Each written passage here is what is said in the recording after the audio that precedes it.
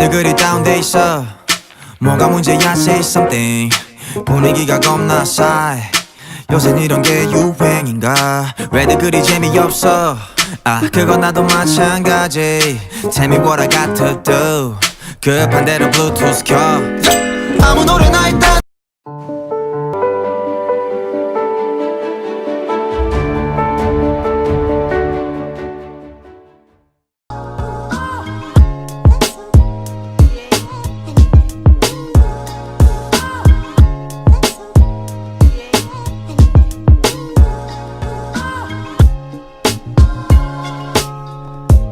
Hello everyone! Welcome to Kids on Board. I am Megan Colleen Angeles, your host for today. Join us on our journey to Venezuela!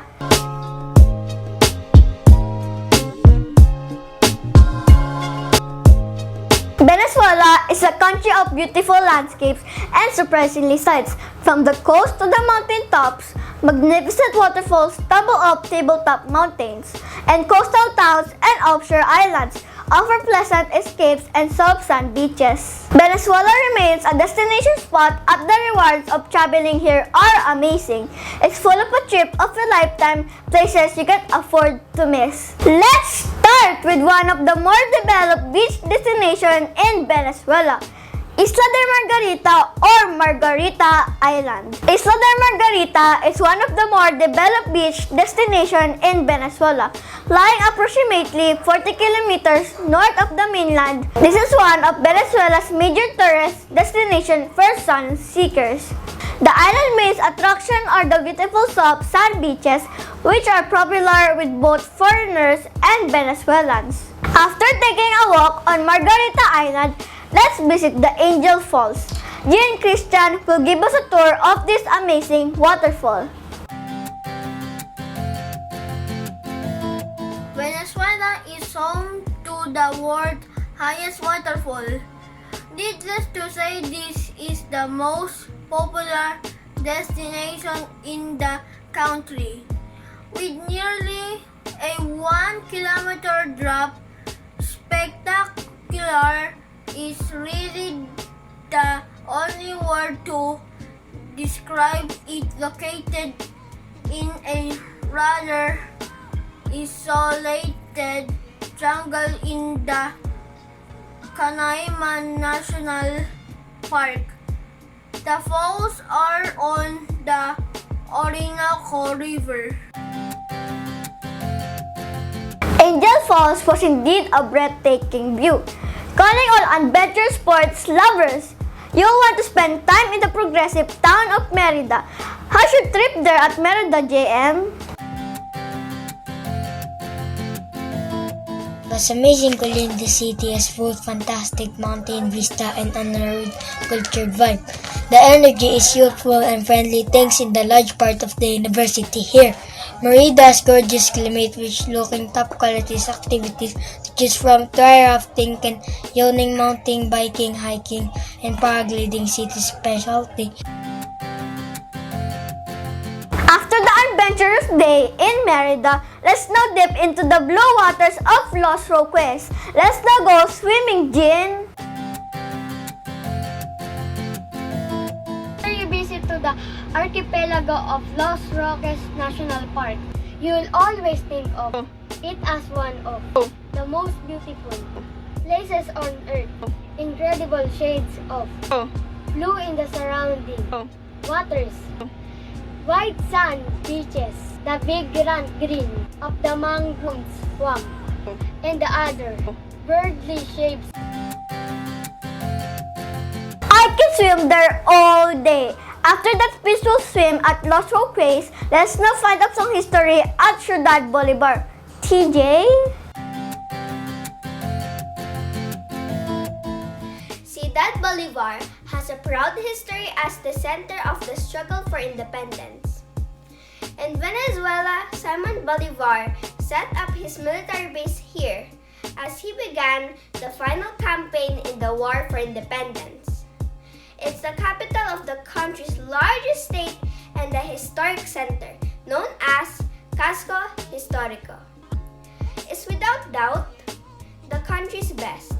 there's a staggering array of colorful colonial buildings. The Paseo Orinoco and tons of shaded squares loiter in. Most travelers find a reason to stop here on their way to Angel Falls.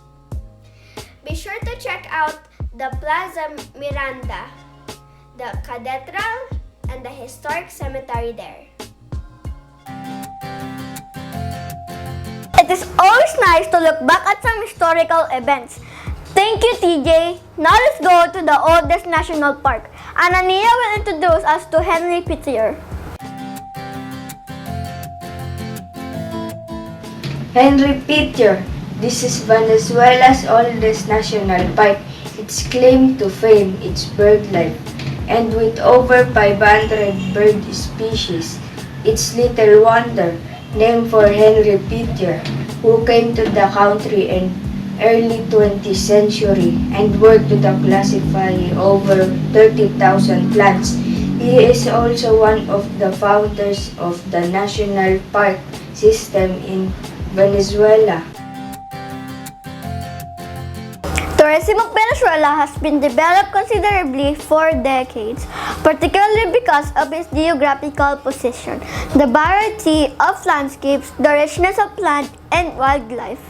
Thank you for going on a trip with us, and just like what Henry Miller says, one's destination is never a place, but a new way of seeing things. I am Megan Culinangales, and see you again on our next trip here at Kids on Board. Thank you!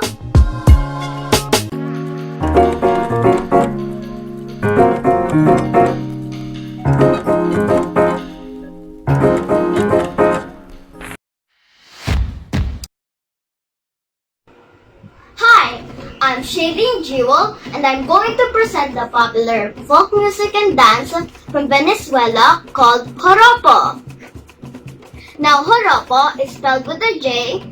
In Spanish, the J is pronounced with the H sound. This fun style of dance and music is played at parties and all kinds of celebrations. People from Venezuela love the joropo so much that it just became the country's national dance. The instruments used to make the music of joropo are typically is tambor pinton. Hello everyone, my name is Marcos A. Benco Jr. I'm about to tell you the traditional sports in Venezuela, which is the toros, calidos, or bull tailing, is a sport that involves chasing down a bull while riding on horseback. The sports require a great deal of strength and Hi, my name is Lawrence Estape from Grade 4 Gregorio del Pilar. I am here to define the architectural heritage of Venezuela. Venezuela is a country full of contrasts, such as cultural, social, and architectural that makes the country an interesting sight. I've selected what I feel are the key examples of Venezuela buildings. First is the vertical city. The legs vertical structure contains elevators and staircases and are linked by structured pallet-shaped platforms, which provide aerial gardens and parks. And the last one is the football stadium in Caracas. This master plan includes transport exchange, linking the new bus station with existing metro. Those are some of the architectural buildings of Venezuela. Hi, my dear Julianas. I am Arian Dominic V. Lopez. I am here to present the culture of Venezuela. Traditions in Caracas, Venezuela are family, Christmas, religious traditions. In family traditions, men are expected to be the breadwinners, while women are expected to stay home and rear the children. In Christmas traditions, the festivities begins on December 16 with mass church services in each morning. The final service, Misa de Aguinaldo or Misa de Gallo, occurs at midnight on Noche Buena or Christmas Eve. Lastly, in religious tradition of Venezuela's masses typically held each day of the week, but followers are expected to attend every Sunday.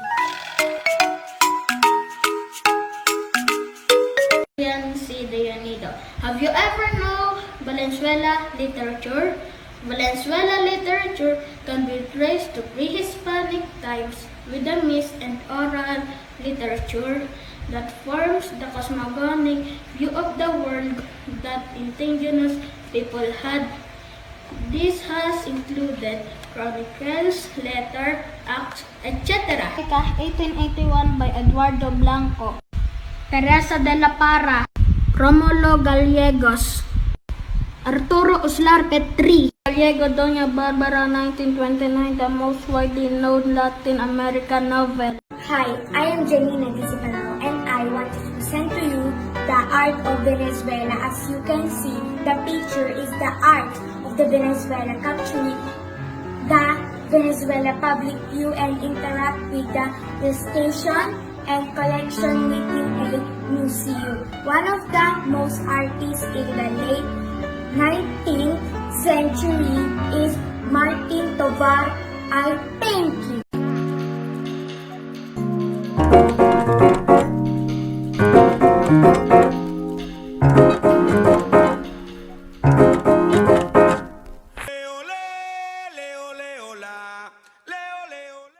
Buenos dias!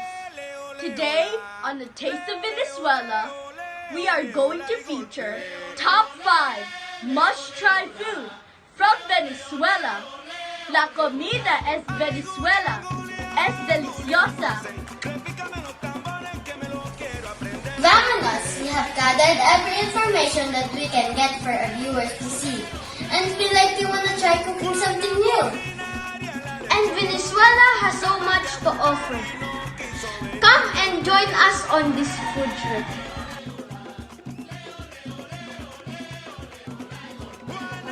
Paz are like small flour pitas. They are a favorite among Venezuelans. They are filled with cheese, rice, pork, beans, and eggs.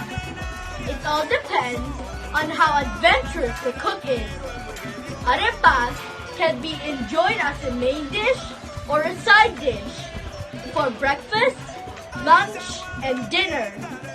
It is a very staple food of Venezuela. Every restaurant, cafe, and home cannot do without it.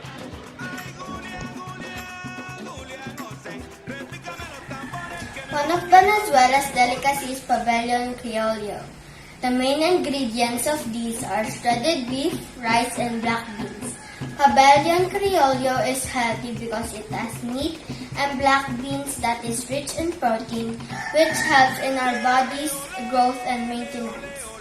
While rice is rich in carbohydrates, which is an energy-giving source that our bodies need. Pabellon criollo represents Venezuela's colors of ethnicity.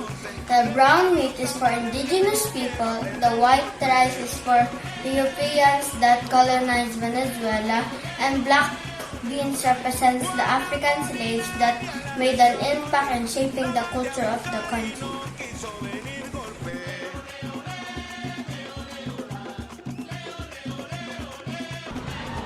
Our next dish is huevos pericos. It is prepared with scrambled eggs, butter, diced onions, and tomatoes. Huevos pericos may also include chopped cilantro greens, ground peppers, annatto for coloring, and occasionally hot peppers. It can be regarded as a tropical version of scrambled eggs and can be eaten alone with bread, usually at breakfast time or at any time as an arepa filling. Are kind of Venezuelan pancake. The chopped main ingredient is corn or sometimes cornmeal. The combination of popular cachapa filling of queso blanco and the slightly sweet cachapa. Our next dish is pasticho But the pasticho is otherwise known as the lasagna of Venezuela. It's made like your regular Italian lasagna with layers of pasta, meat, and tomato sauce.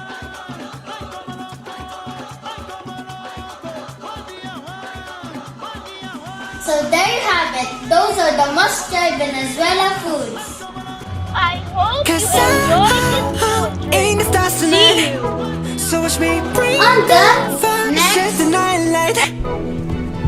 Shoes on, get up in the morning, cup of milk, let's rock and roll.